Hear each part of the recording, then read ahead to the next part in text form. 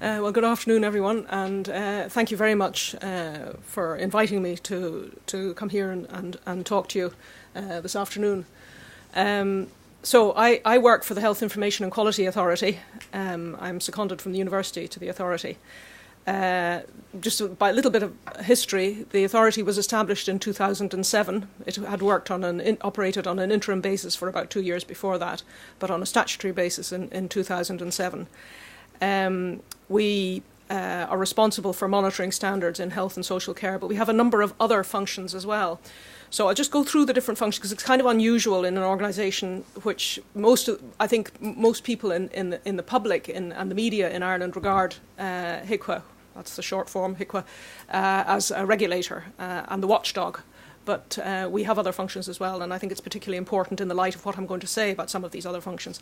So we set standards in health and social care, so not just hospitals, but also, for example, nursing homes, childcare facilities, and so on. We monitor healthcare facilities, hospitals, principally. We monitor and register social care services. There is a difference between our powers in social services and in healthcare. In healthcare, our remit is only in the public sector, so we can only monitor, investigate, inspect publicly funded healthcare facilities, whereas on the social care side, we have a remit in both public and private. And the other difference is that in the social care side, we also have enforcement powers. So that pyramid that we saw earlier this morning, I guess the bottom of the pyramid here would be self-assessment, quality improvement. The middle would be our audit and inspection monitoring functions, and the top would be enforcement. On the health side, we don't have legal enforcement powers. Another aspect of our work, which is not really related traditionally or not traditionally found in a regulator, is health technology assessment. So we look at cost effectiveness of screening programs. We don't actually cover drugs, generally speaking, but screening programs, referral thresholds for surgery, that kind of thing, vaccination programs. Then my own area, when I first joined HIQA, is in health information. So we have a big role in setting standards around health information and improving quality of health information. And this is very tied in with regulation, and that's what I'll be touching on in my presentation. And then we have a major role in driving patient safety initiatives and quality improvement. We don't, unfortunately, have the kind of national adverse event reporting and learning system that we heard about in Japan. We have elements of the system, but it's by no means as developed. So what we all want is high reliability healthcare, and it's a challenge for all of us, right internationally. And we're really in a perfect storm of falling budgets and increasing demand. And increasing demand not only as a result of developments in medical technology and medical science and so on, but also and ageing populations, but also better informed public, more demanding public, and against a background, as I say, of falling budgets, at least certainly in Ireland. And we also heard this morning, don't waste a good crisis. And I think it's one of the things we've been looking at, the extent to which we've been able to leverage the crisis. And healthcare is interesting because, as you probably know, in the financial crisis, we had a bailout package, and it was the Troika who came to visit us on a regular basis to see how we were getting along. And initially, they didn't really pay much attention to what was happening in healthcare. They were looking at other areas of employment and financial and economic areas. But when the health budget was overspent by about €500 million 1 year, they suddenly thought, well, we better have a look at healthcare. So they started looking at healthcare. And interestingly enough, they focused on a few areas. They focused on the area of drug expenditure, because they felt there wasn't sufficient, for example, there was inappropriate prescribing, but there also wasn't sufficient use of generics. And there have been significant changes in that area. And the other area was my own particular interest of IT in healthcare. And the one thing that they pushed very strongly was that we had to introduce an individual identifier for everybody. We don't have a method of uniquely identifying everybody who uses our healthcare services. And of course, that's a major patient safety issue. So we really have to thank the Troika for the fact that that bill was passed into law last July and will be implemented in the coming year. So we haven't totally wasted a good crisis. Patient safety events are a global problem, and I'm sure you've seen these kind of figures. It's roughly 10% of hospital patients seem to, looked across a number of different countries, suffer some form of adverse events. And healthcare-associated infections are obviously a major cause for concern. And in the US, when there was a very important report that was published in 1999-2000 called To Err is Human, and they estimated that there was up to 100,000 hospital deaths every year through medical error of one sort or another. Hence the important emphasis on issues around patient safety and learning from adverse events. You can't prevent all these things. We're all human. We all make mistakes.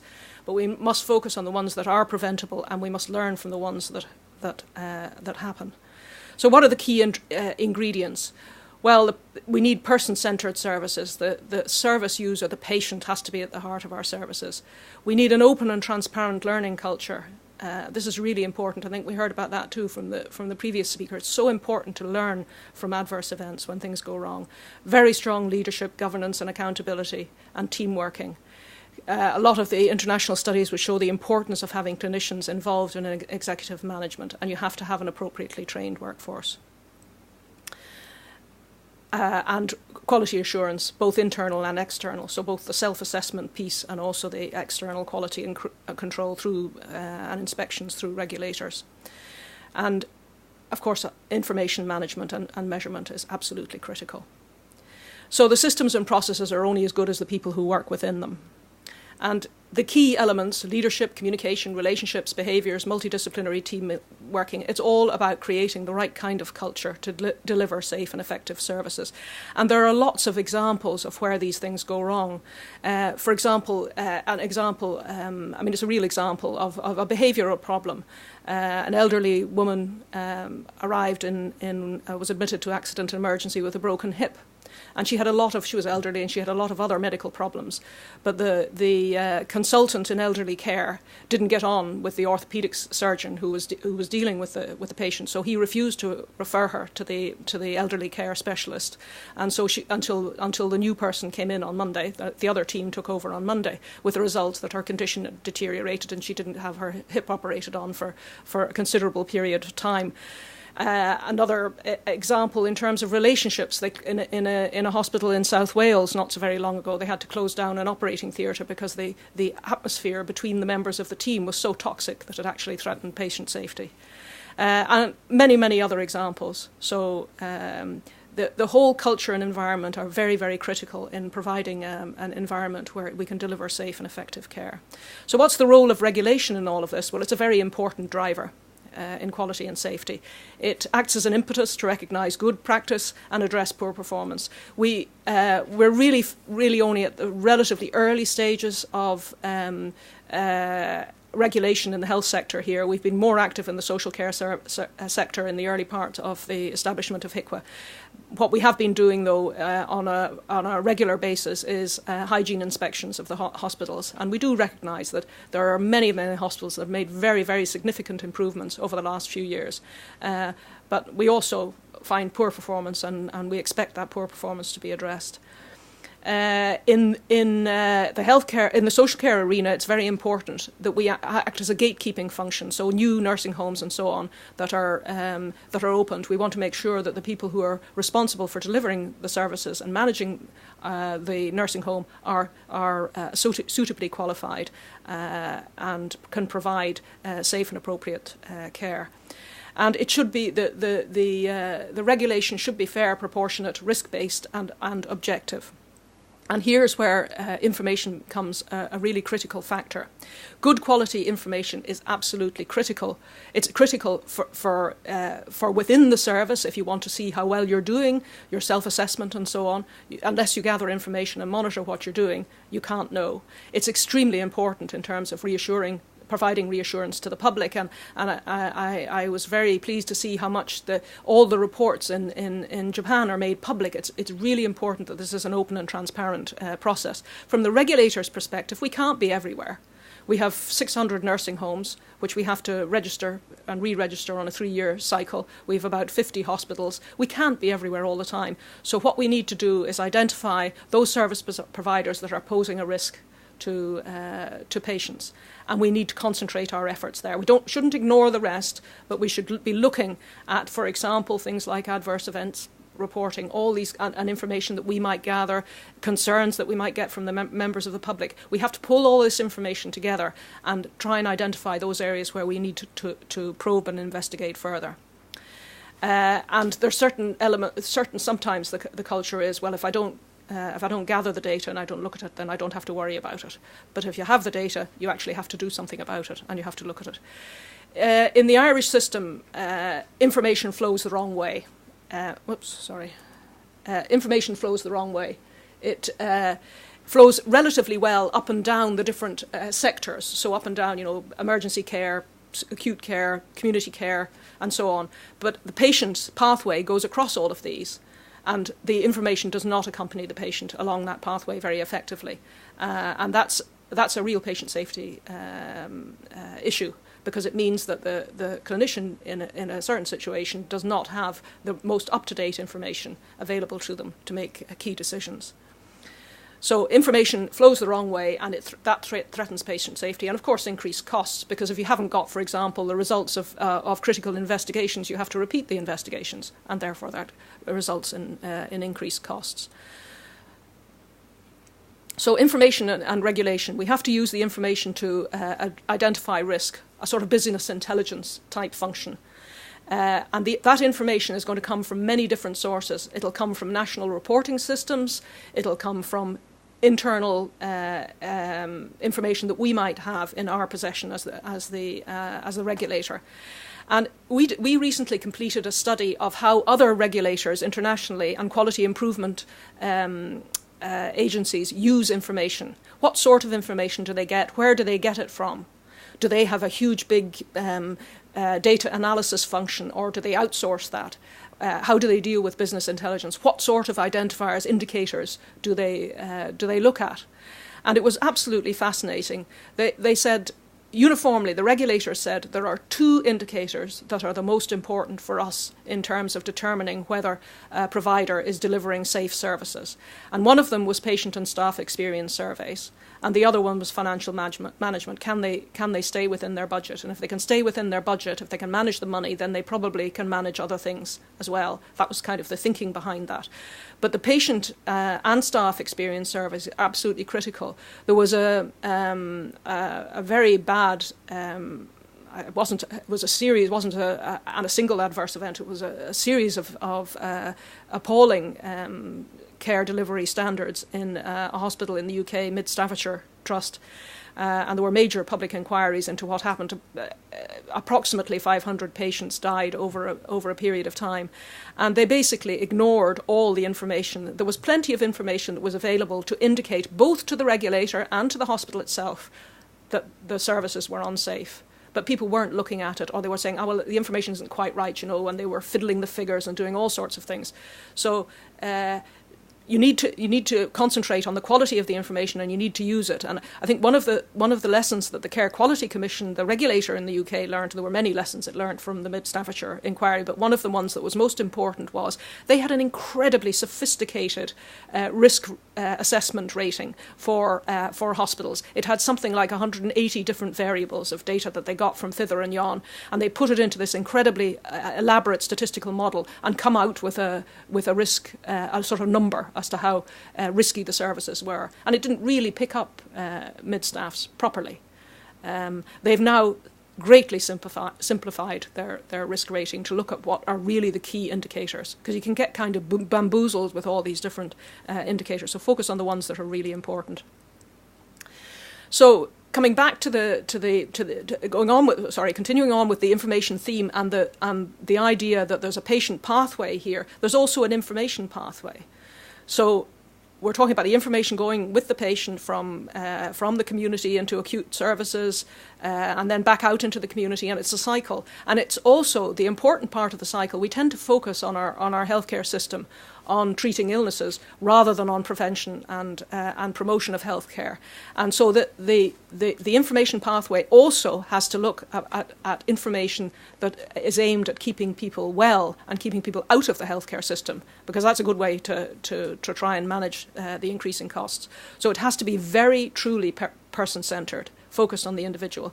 It has to be integrated. One of the sort of mantras we use in the information section within HIQA is that you should create information once and use it many times for all sorts of different purposes. Now, most information in the healthcare sector is created as a result of some kind of interaction between the patient and the healthcare system with a consultant, or maybe they have an investigation or a laboratory test. There's some kind of interaction, and data is created at that point.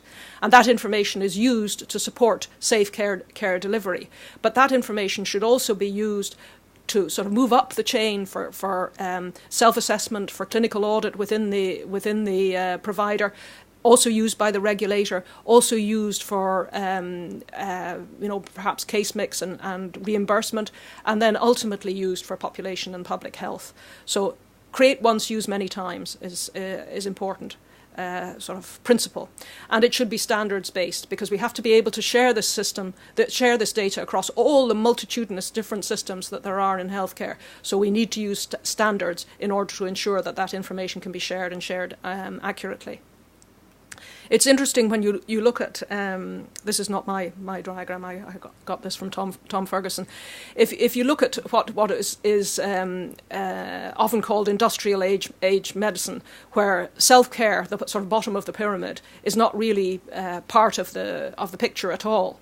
It's primary, secondary, and tertiary, the professional end of things, where the emphasis is at. The cheap bit is the cents bit is the self-care, and in this case the euros bit, the expensive bit, is the professional care. And what we need to do in information age healthcare is turn the pyramid on its head, and we really, really should be focusing much more on individual self-care and health promotion, friends and family, self-help networks. I remember somebody saying to me that. Pointing out to me that an individual who has a chronic disease, I mean diabetes or epilepsy or whatever, they might see the healthcare professionals on a very regular basis. They might go to their GP quite regularly. They might go to their consultant also very regularly. But in terms of the number of hours in a year, they spend far more time with looking after themselves, or their families and carers looking after them, than the healthcare professional spends looking after them. So we need to make better use of those hours as part of our health delivery system. So that's information age healthcare. And just to finish up, this is an infographic that we've prepared that seeks to explain this idea of create once, use many times. So at the heart of our system, our healthcare system, our health information environment, we have self-care. So that's the individual. And in order to do that, they need to be empowered. So they need lots of information coming in to help them to become empowered, to become knowledgeable, to be able to actively engage and make decisions about their own care.